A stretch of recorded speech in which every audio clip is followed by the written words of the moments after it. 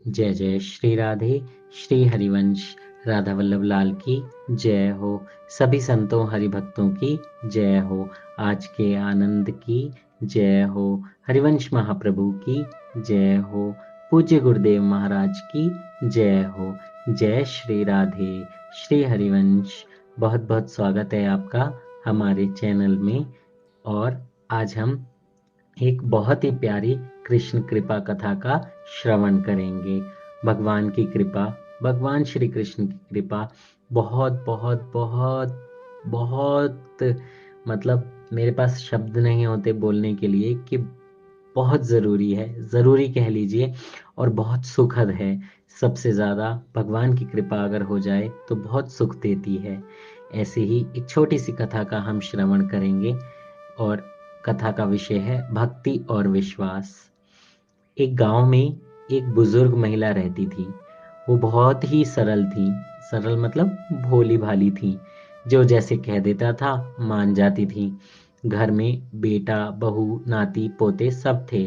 वो भोली भाली महिला अपने नाती पोते को हमेशा खिलाती ही रहती थी। वो कभी भी किसी से झगड़ा नहीं करती थी। मंदिर जाती थी, रोज दर्शन करती थी। और सब पूछते थे मंदिर जाने से क्या मिलता है, क्यों जाती हो? तो बोलती थी वहां तो ठाकुर जी मिलते हैं, मेरे सामने आते हैं, मुझे दिखते हैं। और सब हंसने लग जाते थे उनके भोलेपन पे। लेकिन वो किसी का भी बुरा नहीं मानती थी। वो हंसती थी, खुश रहती थी। एक दिन पुजारी जी को किसी काम से बाहर जाना पड़ा।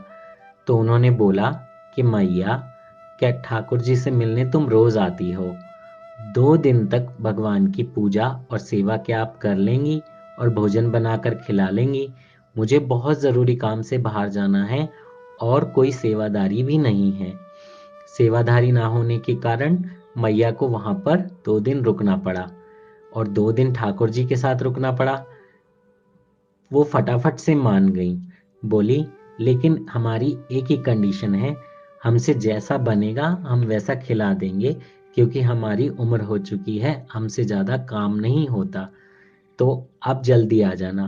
पंडित जी ने कहा, 2 ही दिन की तो बात है, मैं जल्दी आ जाऊंगा। और ठाकुर जी की सेवा का बात था, तो भोली मैया कैसे मना करती। अब भोली मैया को वो कभी मूर्ति लगे ही नहीं। उन्हें लगा कि ये तो एक इंसान ही है। जैसे मैं आती हूँ, इनको देखती हूँ, ये बहुत सुंदर हैं और बहुत प्यारे हैं। और पुजारी जी से वो कहती थी हमेशा कि आप बहुत काम करते हैं, मंदिर की सफाई करते हैं, झाड़ू पोछा लगाते हैं, खाना बनाते हैं, आप बहुत थक जाते होंगे। तो इनको कहिए ना ये अपना काम खुद कर लिया करें। तो भोली मैया की बात सुनकर पंडित जी हंस पड़ते थे, लेकिन बुरा नहीं मानते थे, क्योंकि वो भोली थी। और भोली भी बुरा नहीं मानती थी कि पंडित जी हंस कर देते हैं, कोई जवाब नहीं देते। अब जब पंडित जी चले गए, तो भोली मैया को रोज नहलाना, कपड़े पहनाना, खाना खिलाना, ये सब थोड़ा लग रहा था कि इतना सारा काम करना पड़ेगा, मैं तो कर ही नहीं पाऊंगी, मैं तो सिर्फ खाना बना सकती हूँ। तो उन्होंने भगवान जी से कहा, आपको अपना काम खुद करना पड़ेगा। दिन भर सज कर बैठे रहते हो, मुझसे नहीं होगा इतना काम। मैंने बाल्टी लाकर पानी रख दिया है, नहा लो, ये कपड़े रखे हैं पहन लो, ये श्रृंगार रखा है कर लो। मैं खाना बनाकर लाती हूँ, जब तक लाऊंगी आप रेडी हो जाना।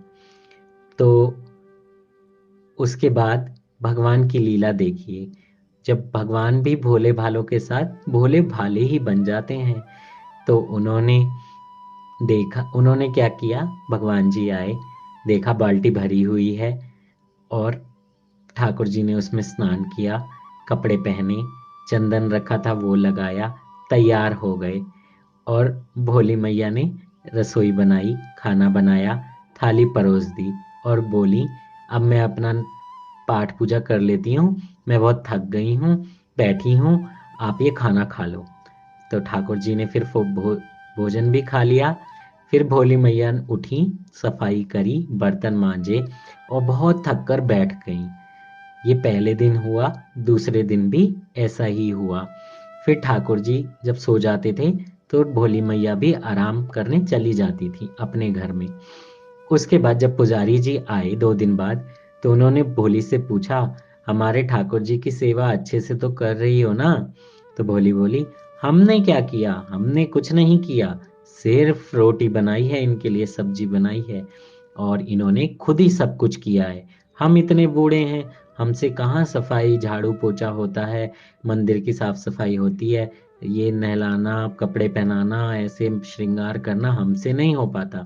हम सिर्फ खाना बना सकते हैं इनके लिए, बाकी सब काम इन्होंने ही किया है, और हम तो बहुत थक गए हैं। हम अपने घर जा रहे हैं, अब आप आ गए, अब संभालिए। पुजारी जी को बहुत ही अचंभा हुआ कि भोली ऐसे क्यों बात कर रही है। तो पुजारी जी ने भोली मैया को बोला, रुकिए रुकिए मैया, रुकिए रुकिए, बस बस, मैं आया तो हूँ, लेकिन मुझे किसी काम से एक और दिन के लिए जाना पड़ रहा है। बहुत जरूरी काम है, मजबूरी आन पड़ी है, तो मेरे को जाना होगा। बस आप एक दिन और कर लें तो चल जाएगा। तो उन्होंने बोला कि ठीक है, आप थोड़ी देर रुक जाइए, मैं आराम कर लूं, फिर आप चले जाना। तो उसके बाद में भोली भी मान गई और पंडित जी भी मान गए।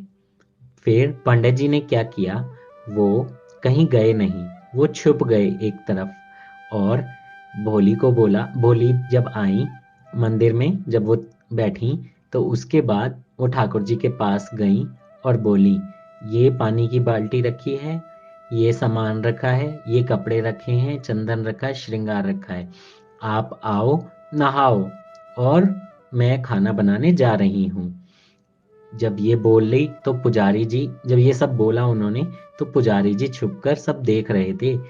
उसके बाद क्या हुआ? बहुत प्यारी बात, ठाकुर जी आए, स्नान करने लगे। तो जैसे ही स्नान करने लगे, पंडित जी ने देखा, ओहो, ठाकुर जी खुद से स्नान कर रहे हैं। आहा, उनकी आंखों से आंसू बहने लगे। आपकी आंखों से भी ऐसे ही भाव आ रहे हैं ना, रोंगटे खड़े हो जाते हैं इतनी प्यारी प्यारी कथाएं सुनने के। उसके बाद पंडित जी को बहुत अचंभा हुआ, हैरानी हुई, एक टक निगाह से देखे जा रहे थे कि हो क्या रहा है।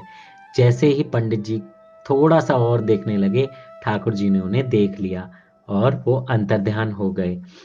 और पुजारी जी रोते हुए भोली के चरणों में गिर पड़े, कहने लगे, भोली माई, तेरी वजह से आज मैं बहुत धन्य हो गया।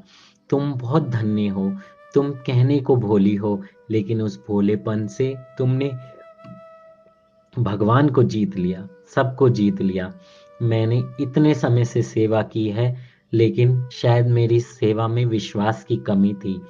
तुमने मेरी आंखें खोल दी हैं, और मैं तुम्हें ही अपना गुरु मानता हूँ, क्योंकि गुरु की वजह से ही मुझे दर्शन हुए हैं। जय जय श्री राधे। देखिए, भगवान भी कितने सरल हैं, सरल रोगों लोगों के बहुत जल्दी हो जाते हैं, छल कपट उन्हें बिल्कुल नहीं भाता। इसलिए आप भी सरल बनिए। जय जय श्री राधे। श्री हरिवंश राधा वल्लभ लाल की जय हो। जय श्री राधे। अगर आपने हमारे चैनल को सब्सक्राइब नहीं किया है तो सब्सक्राइब कर दें, बेल आइकन भी दबा दें, और कमेंट बॉक्स में ज़रूर बताएं आपको कथा कैसी लगी। जय श्री राधे।